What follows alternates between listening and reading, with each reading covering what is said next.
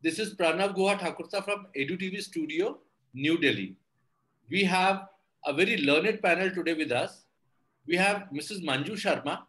She's the Director Academics, DPS, Bangalore and Mysore. We have the famous Dr. Neeta Bali. She's the Director of GD Goenka World School, Sona Road, Gurugram. And we have got a very famous psychologist with us, Professor Dr. Poonam Devdutt. She's heading the psychology department of Shobit University, Meerut. As like these times are a bit different times, I won't say bad times. Like after the cancellations of examinations, now I think it's a relief for the students, as all the universities have different entry criteria. Some universities take students on the basis of their marks, like Delhi University does, cut-off lists. Then other colleges, universities, they have their own entrance examinations. And universities abroad, they check the internships, community services, statement of purpose, personality, and definitely the marks also.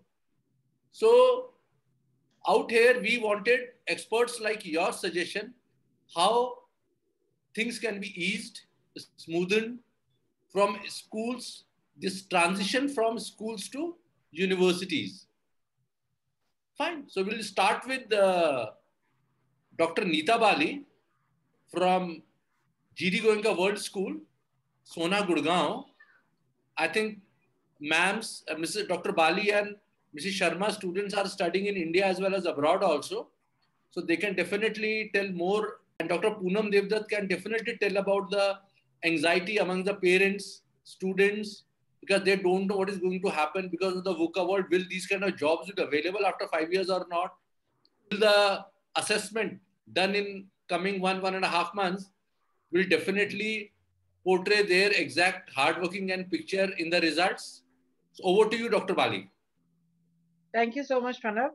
I think you put it very appropriately to begin with. These are really difficult times, very, very trying times. I don't think in my living memory one has ever seen anything of this sort before. Definitely not in one's educational career. And I think it becomes that much more difficult for the children, both for kids and for their parents. This is a time of great anxiety and great uncertainty because they really don't know what awaits them in the future. So I think everything is in a limbo, if I may use that word. Everything seems to be in a state of limbo, and everyone is very bewildered about how things are going to pan out in the coming days. Um, Representing an international school, I must say, Pranav, that we've been slightly lucky because a decision was taken on time by the international boards about not conducting the examination because they realized that this pandemic is not confined to any one part of the world, but this is a worldwide phenomena. So it is affecting hundreds and millions of students and parents.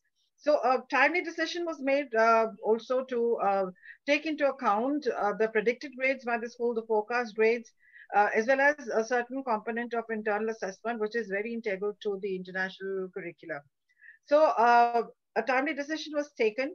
But having said that, definitely there are a lot of questions on the minds of the parents and the children about, how the Ivy or the Cambridge is going to take this forward. They are going to base the decisions entirely, the final grades which are awarded are going to be based entirely on the predicted, which are given by the school and also the internal assessment component. But at the end of the day, that the examination which the students rely on is also very integral to their performance, and that they're being deprived of because there are children who may not be very, who may not be capable of cumulative effort. They may not put a certain degree of cumulative effort which is required in the internal assessment or in prediction of grades, but they rely on end of the year examination. Now those students have definitely been deprived of this opportunity of writing an exam and enhancing their performance. So there is that uncertainty. But however, I think by and large, at least the international boards are taking a very holistic view of students' performance and how they are going to be finally graded. But If we talk about transition from the schools to the universities, it is happening. It is not as smooth as it was in the past, because I think every institution of higher learning is trying to evolve its own method of gauging the abilities of the children. So some are relying, as I said, on the predicted grades, as you very rightly said, on statements of purpose, the resume of a student.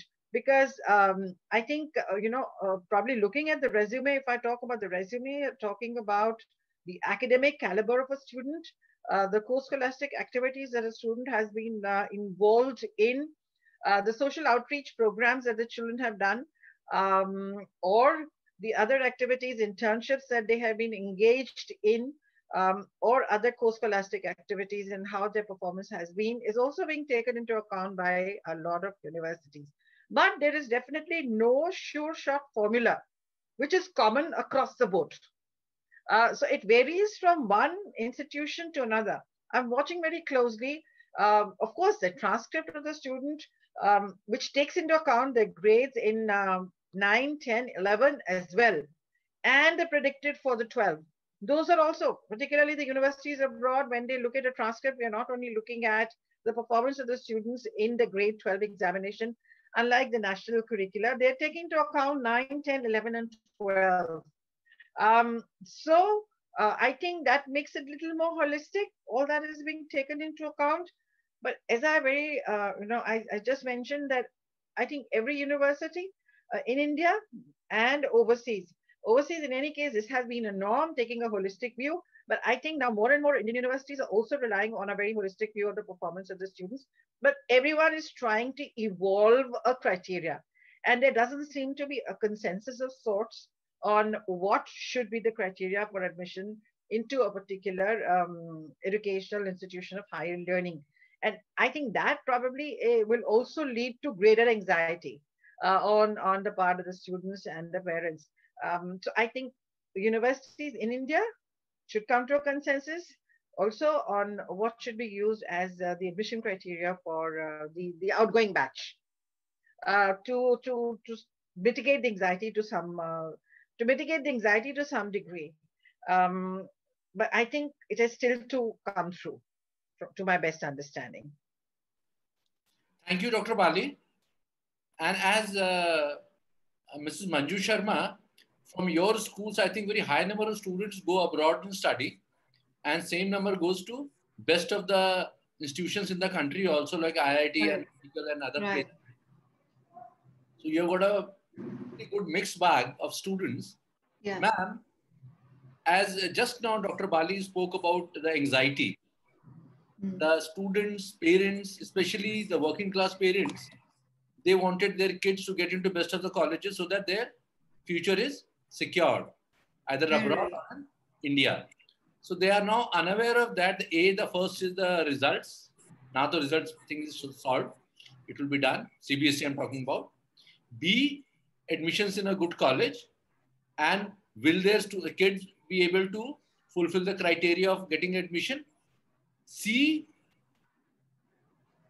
because of this VUCA world, will these kind of jobs will be available after 5 years? It is also because it's a very dynamic world now. Yes. So, what is your view on the subject, Mrs. Sharma, on the same?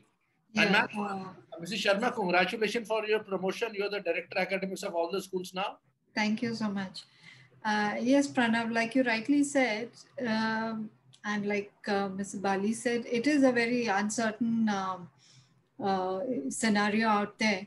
But what I have seen is many of our students, I mean, they've been given the opportunity to write the professional, at least the JEE exams, for 3-4 months in a row. So we found many of our students writing these exams right from the month of December itself, December, January. Many of them then rewrote it again in February. They had that opportunity. And then after that, suddenly it was called off. So I have found out that many of our universities here, at least in Bangalore, the reputed universities like Christ, they have already completed their admission process by having an online assessment of the child. They've been having one-to-one interviews on Zoom, etc. And children have gained admission here. So for these students, I think the only uncertainty is, yes, in terms of what percentage they score. And I think that shouldn't worry them too much, because they have been doing well all along. And as a school and as CBSE has to evolve and assessment criteria as yet, and then they will let us know. But I think by and large these students are at peace.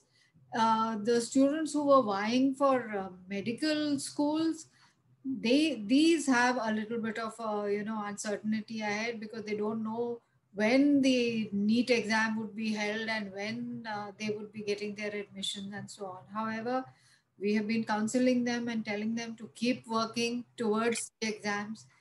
It may be held in a different mode, and they need to be prepared for that. Children who have gained admission abroad in foreign universities have also already gained admission, and they are only, this is based on the predicted scores that we as a school have given. And more than that, I think the universities abroad give admissions on the basis of their holistic, like Neeta said, the holistic performance of the student, the way they have participated in all the activities of the school and their community outreach programs and so on and so forth. Correct. So yes, they have gained admission too, and all they need now is that formal, that formal certificate, that they have passed grade 12, and they should be on their way. And I think more than the marks, it is the status of the vaccine that is giving them anxieties. Now. As now we have Professor Dr. Poonam Devdutt. She's wearing two hats today. A, she's a psychologist, but she's also representing Shobit University. Ma'am, to start with, as a psychologist, ma'am, there is a lot of anxiety and stress among students, parents. Now it has been a bit eased after this, at least for the CBSE students. And the IB students don't have any problem. For CBSE students, on the first, I think government declared that they don't have to write their examinations. Things are a bit different for them. But again, they're worried about the assessments and other things. So what is your advice to the students, parents, even teachers also? Teachers, counselors? Yeah. Yes, Dr. Devdutt. Okay.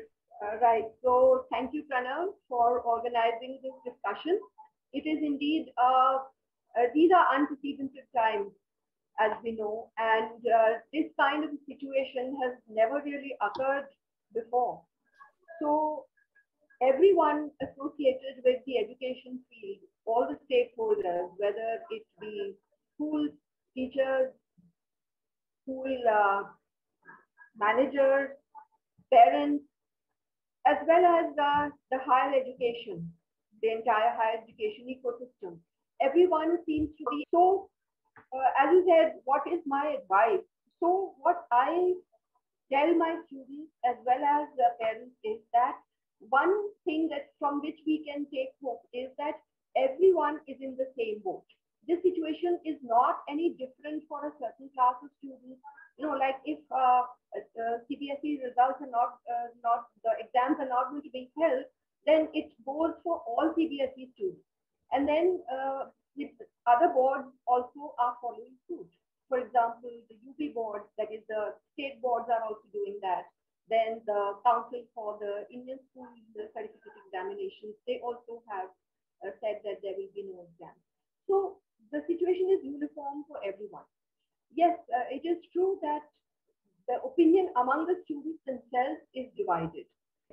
So as I was saying that those students, this situation is, it suits or favors those students who are average students or even below average students, because for them, they are going to be declared pass without much labor. But some of the students who are at the top level, they are a little disappointed because they were hoping to showcase their abilities and to really work hard and get very good marks and so on. However, as a representative of the university, what I can see, what I'm seeing in my own case, in our university, for instance, in Shobit University, we have even a couple of months ago when we saw all these disruptions taking place, at that time only our university had taken this decision that we will start giving admissions. Our admissions were open and we will start giving admission to those students who are willing uh, based on their performance in class 10, 11, and whatever exams of 12 they have given.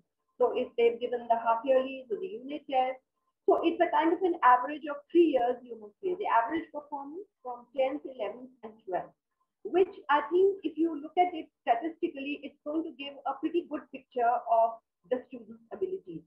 What some of the children are feeling is that we did not take class 11 very seriously, we didn't work very hard, so we haven't scored too well in class 11. And even the 12th was disrupted because COVID had already started. So students are a little anxious about that, thinking that this would not be the best picture of their performance.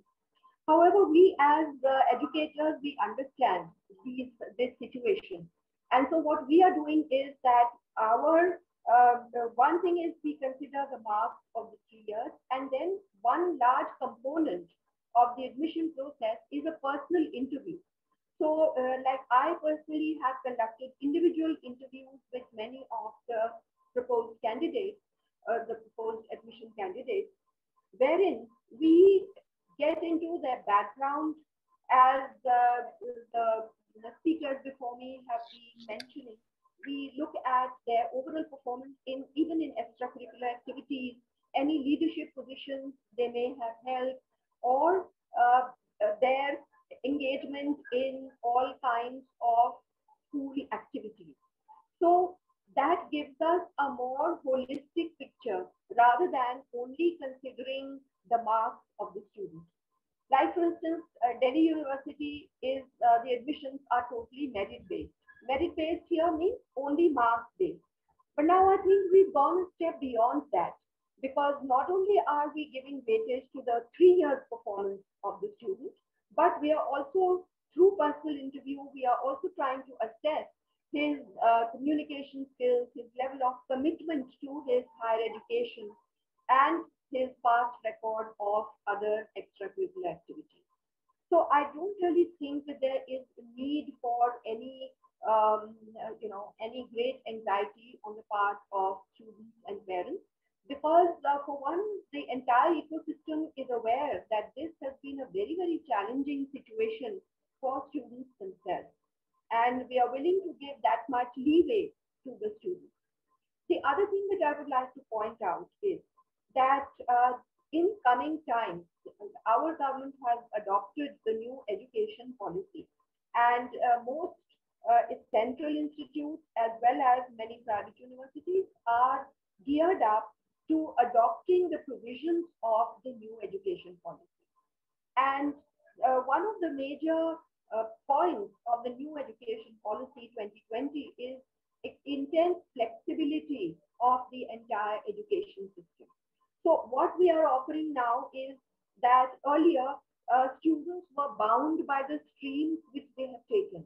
So a student who has taken commerce in class 12 cannot move to science in higher education, or somebody who's taken humanities cannot move to science in higher education. Now this rigid demarcation will no longer be there. So even a student of humanities or a student of commerce who wishes to do engineering, they are being offered options. Now in engineering also, if we look at different branches, earlier the requirement was that a student has to compulsorily do his physics, chemistry, and math in order to apply for engineering. But there are certain specialities in BTech, for instance, where physics, chemistry may not be mandatory, may not be so much required. So there are two options. The students can be selected for these specializations, even if they have not got science in the class 12, or a certain amount of bridge course can be introduced. So whatever basics which are absolutely necessary for the engineering course, those will be taught in the bridge course, and as for the rest, the students will pursue the BTech course. So one is this kind of flexibility. The other new system which has come in is that of multiple entrance and exit. So earlier what was happening is that if a student signs up for say BTech, then he has to have those 4 years. Or if he's doing a BA honors, then he has to devote those 3 years.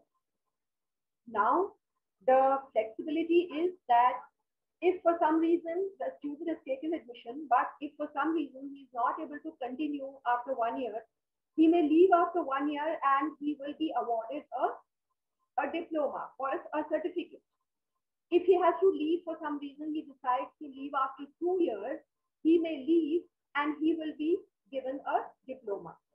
If he has to leave after 3 years, he may leave, he will get a normal degree, a graduate degree. If he does 4 years, he will get an honors degree. So this again does not tie down the student for that particular 3 or 4 years. He has the flexibility to leave. And the other flexibility is that supposing after he does 2 years and then he leaves, after 1 or 2 years, he wants to come back and rejoin the course, he has that option open, available to him. So he may take a gap of 2 years and he may come back and he just starts where he left off. And he may complete his further years of higher education. Also, if a student has done 4 years for graduation, if he has opted for 4 years of graduation, then for post-graduation, he may only take 1 year. So the total number of years is not, it does not exceed. So what I'm trying to say is that immense flexibility has been brought about in the higher education ecosystem. And that flexibility is now also being reflected in the admission process. That admission process is no longer so rigid and it has become flexible. Certain universities are just doing their own online entrance examination. So they are not they are not giving so much weightage to class 12, whatever results the student may bring. They may conduct just their own online examination, their own interview, and on the basis of that, the students will be selected. So my suggestion for students as well as parents is that there is no need to feel that some calamity has taken place. We are all aware of the difficulties which students have gone through. The only requirement is that the student should maintain his commitment to his studies. And even those students who were wanting to appear for the competitive examination, whether it is IIT JEE or whether it is NEET or any other competitive examination, my suggestion to them is that they should keep up their preparation. They should not allow their preparation to slacken off. Rather, they should take this as an opportunity that they've got 2 extra months or 3 extra months for added preparation. And whenever, as and when the things open up, as and when things normalize, these examinations may be held. So in that sense, the student does not really lose anything. The only thing is that it is just the climate of uncertainty which is unsettling. When we look at it psychologically, in psychology we use a phrase, it's called intolerance of ambiguity. That means any ambiguous situation, any uncertain situation is psychologically unsettling. It is psychologically, it bothers us. You know, we like to be certain. Yes, this will happen, this will not happen. So a situation of uncertainty is psychologically disturbing. So that is what most people are going through. But if we look at it in material terms, no real loss has taken place. Students may still have the possibility of, they still have, these competitive exams may be held in maybe after a month or 2 months or whatever. And in fact, I was looking at the news report and it said that even those students who are declared passed now in class 12, next year, if they want to improve whatever result they get, if they want to improve it, they may still appear for the next exam, whenever it happens. And their their certificate will be of 2021 only. It will not be 2022. So they still have a chance of improving or upgrading their score if they're not satisfied with whatever result they get. So overall, I would only say that students just need to be focused. They need to use this time, this free time that they have got, need to upgrade their skills, to focus on strengthening their basics. And we all know that this is going to come to an end. It's not that this situation is going to prevail indefinitely. Maybe a few months or a year it may take to normalize, but it will normalize ultimately. So this is, you may say, a temporary phase, and we just have to tide it through. So that is what I wanted to share with